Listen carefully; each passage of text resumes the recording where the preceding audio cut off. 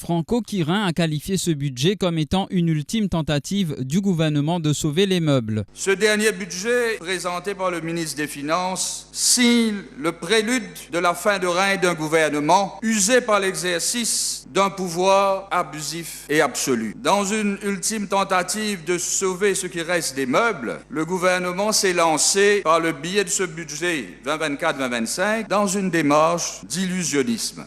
Le député du MMM a également évoqué le sport mauricien, soulignant que ce secteur nécessite bien plus que des moyens financiers pour sortir à titre d'exemple le football mauricien de l'impasse actuelle. Que constatons-nous dans les mesures qui ont été annoncées? Rien d'innovant, Monsieur le Président, alors que le sport mauricien, comme nous le savons tous, a besoin d'une nouvelle impulsion et d'un nouveau dynamisme, notamment sur le dossier du football, notre sport roi, qui s'enfonce de plus en plus depuis ces 10 dernières années. Monsieur le Président, le football mauricien a besoin bien plus que les moyens financiers pour sortir de l'impasse dans laquelle il se trouve depuis 2 décennies. Crise, low crise est le terme employé par le PPS Francisco François pour décrire la situation à Rodrigue.